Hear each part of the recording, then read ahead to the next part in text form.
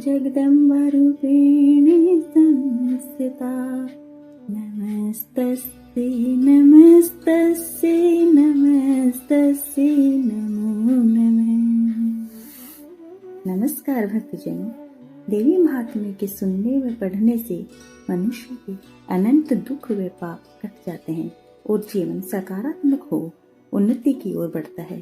कोई भी शुभ कार्य हो, इसे पढ़ना व सुनना जरूर चाहिए। कार्य शुभ होकर लाभांश को पाते हैं। द्वादश अध्याय देवी चरित्रों के पाठ का महात्म्य। ध्यान। मैं 3 नेत्रों वाली दुर्गा देवी का ध्यान करती हूँ। उनकी श्री अंगों की प्रभा बिजली के समान है। वे सिंह पर बैठी हुई भयंकर प्रतीत होती हैं। हाथों में तलवार और ढाल लिए अनेक कन्याएं उनकी सेवा में खड़ी हैं। वे अपने हाथों में चक्र, गदा, तलवार, ढाल, बाण, धनुष, पाश और तर्जनी मुद्रा धारण किए हुए हैं। उनका स्वरूप अग्निमय है। इस प्रकार देवी का ध्यान करके पाठ पढ़ना आरंभ करें। देवी कहने लगी, देवताओं, जो एकाग्रचित्त होकर प्रतिदिन इन स्थितियों से मेरा स्तवन करेगा, उसकी सारी बाधाएं मैं निश्चित ही दूर कर दूंगी। जो मधु के टव का नाश, महिषासुर का वध तथा शुंभ निशुंभ के संहार के प्रसंग का पाठ करेंगे तथा अष्टमी, चतुर्दशी और नवमी को जो एकाग्रचित्त हो भक्ति पूर्वक मेरे उत्तम महात्म्य का स्मरण करेंगे, उन्हें कोई पाप नहीं छू सकेगा।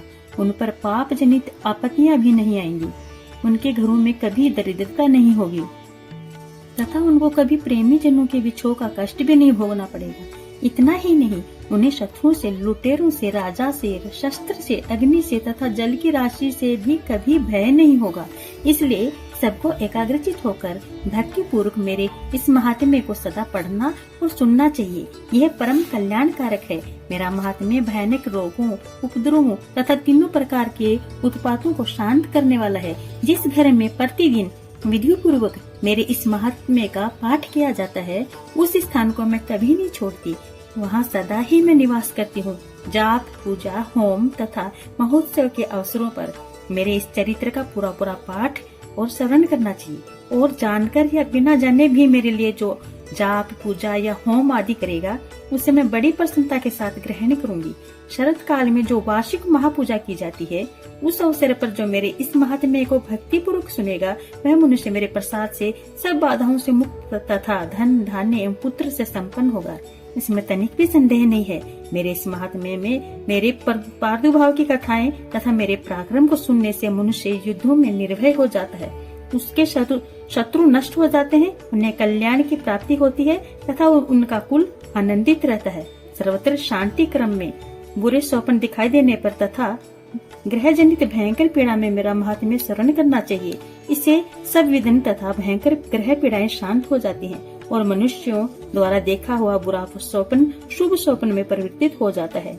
डाकनी, शाकनी, बाल ग्रहों से ग्रस्त हुए बालकों के लिए यह महात्म्य शांति कारक है तथा मनुष्यों के आपस में फूट होने पर यह अच्छी प्रकार मित्रता कराने वाला है और दुराचारियों के बल का नाश कराने वाला है। इसके पाठ मात्र से राक्षसों, भूतों और पिशाचों का नाश हो जाता है। मेरा ये महात्म्य मनुष्य को मेरे समीप लाता है। पुष्प, अर्घ्य, धूप, दीप, गंध, ब्राह्मण भोजन, हवन, प्रतिदिन अभिषेक तथा अनेक प्रकार के भोगों का अर्पण करने आदि से 1 वर्ष तक मेरी आराधना की जाती है।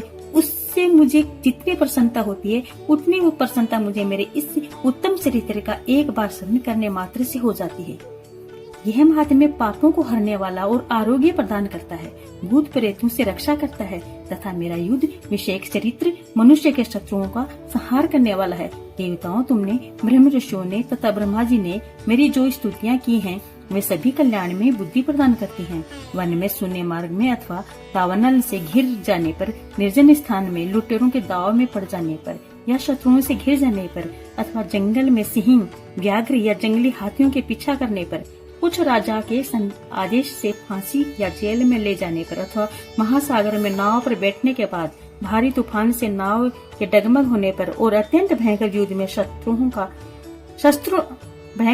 शस्त्रों का प्रहार होने पर अथवा वेदना से पीड़ित होने पर तथा भयानक बाधाओं के उपस्थित होने पर जो मेरे इस चरित्र का स्मरण करता है, वह मनुष्य संकटों से मुक्त हो जाता है।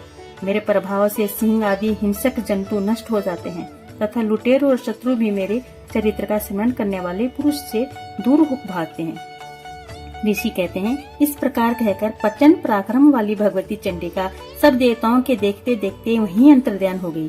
फिर समस्त देवता भी शत्रुओं के मारे जाने से निर्भय होकर पहले की ही भांति यज्ञ भाग का उपभोग करते हुए अपने अपने अधिकार का पालन करने लगे।